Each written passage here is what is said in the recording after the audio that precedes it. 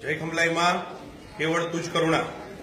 ઘણા બધા આપણા ઉત્સસ ગોત્રી ભાઈઓ બહેનોની એવી માંગણી હતી કે આપણે જે હનુમાન યાગ અને ગણેશ યાગ રાખેલો છે અષ્ટસિદ્ધિ નવનિધિ યજ્ઞ કે જે રામનવમીના દિવસે શરૂ થતો હતો અને હનુમાન જયંતિના દિવસે પૂર્ણાહુતિ એ તારીખ 3 એપ્રિલથી 11મી એપ્રિલ આવતી હતી।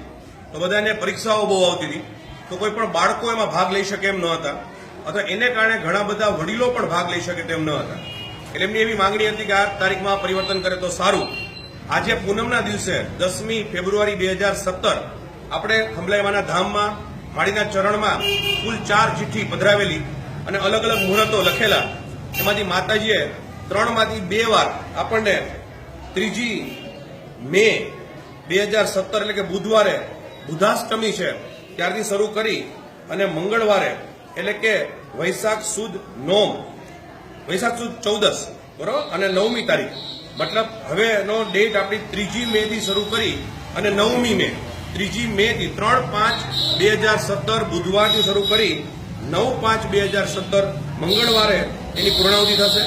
શરૂઆતના દિવસે બુધાષ્ટમી દુર્ગાષ્ટમી જે આઠમનો દિવસ જેવો પવિત્ર દિવસ છે અને નોમ નૃસિંહ જયંતિ છે તે દિવસે તેની પૂર્ણાહુતિ થશે। ભાઈઓ અને બહેનો આ નવી તારીખ ફરી એકવાર નોંધી લેજો।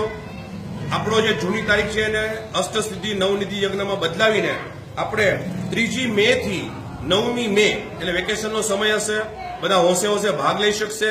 આપણા પરિવારનું ભવિષ્ય એટલે આપણા બાળકો પણ એમાં વિધિ વિધાન સાથે ભાગ લઈ શકે, એના માટે શ્રી ખંભલાઈ માતા ટ્રસ્ટ માંડલે આ એક નમ્ર ફેરફાર કરેલો છે। આશા છે કે આપ સૌ એને સ્વીકારશો।